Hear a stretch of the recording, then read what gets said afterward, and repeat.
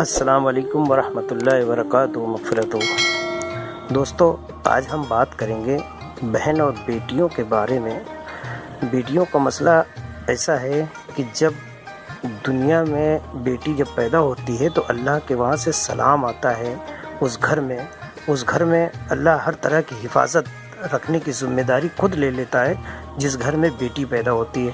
اور آج ہمارے مسلمان بھائیوں میں یہ عالم ہے کہ جب بیٹی پیدا ہوتی تو ارے یار بیٹی پیدا ہو گئی، بڑی تکلیف ہو جاتی ہے ان کو، جبکہ یہ نہیں کہتے ہیں، یہ نہیں سوچتے ہیں کہ اللہ ہم سے راضی ہوگا تبھی ہمیں بیٹی دے رہا ہے، کیونکہ بیٹی جب پیدا ہوتی ہے تو اللہ اس سے کہتا ہے کہ اے بیٹی تو جا، جس گھر میں تو پیدا ہوگی اس گھر کی ذمہ داری میری ہے۔ اللہ یہ وعدہ کرتا ہے اس بیٹی کے گھر والوں سے اور اس بیٹی سے جس کو بھیجتا ہے وہ پیدا ہونے کے لیے اس دنیا میں، جس کو بھیجتا ہے میں لے رہا ہوں اس کی ذمہ داری، اور میں ساری ان کی دیکھ بھال کروں گا اور ہر طرح کے اسباب بناؤں گا، ان کو اچھائی کے پریشانیوں سے نکال کے رکھوں گا، اس کی ذمہ داری میری ہے۔ اور دوستو، جب بیٹا پیدا ہوتا ہے، اللہ بیٹے کو بھیجتا ہے تو وہ خود اللہ تعالیٰ کہتا ہے کہ اے بیٹے تو جا، اپنے ماں باپ کی خود دیکھ بھال کر، اس کا ہاتھ بٹا، اس کو پریشانیوں سے نکال، اس کی اور دنیا میں رہ کے کمائی کر اور اپنے ماں باپ کو سکون پہنچا، کما کے کھلا اس کو۔ یہ اللہ کے وعدے ہیں بیٹیوں اور بیٹوں سے۔ تو جب بیٹی پیدا ہوتی تو اس گھر میں اللہ کی رحمت زیادہ ہوتی ہے۔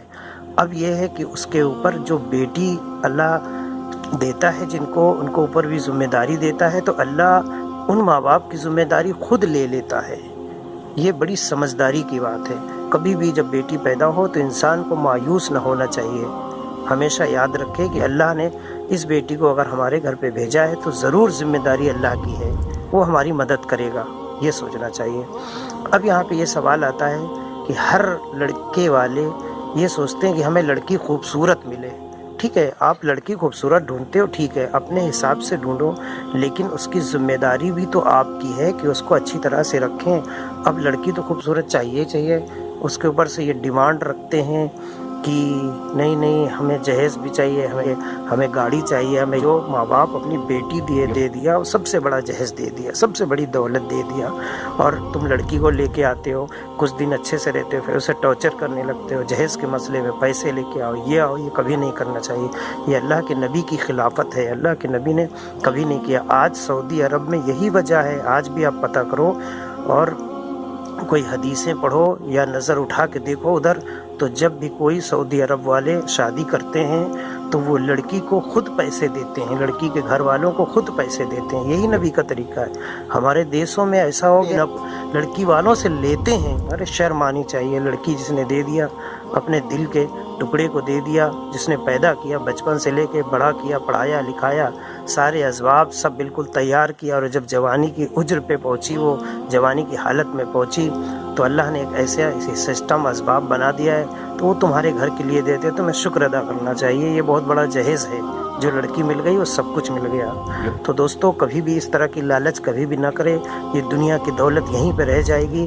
جس نے بیٹی دے دیا اس نے سب کچھ دے دیا، اور اس کو اچھا رکھنا، بنانا، کھلانا، پہنانا یہ تمہاری ذمہ داری ہے۔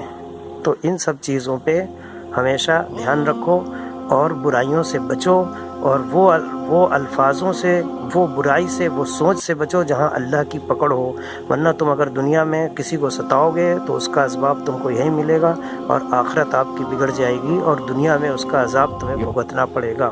اللہ تعالیٰ ان تمام عذاب سے اور برائیوں سے، برے فعلوں سے بچنے کی توفیق عطا فرما، اور بیٹیوں کی، ماں بہنوں کی، سب کی عزت کرنے کی توفیق عطا فرمائے ہمیں۔ وآخر الدعوانا الحمدللہ رب العالمین۔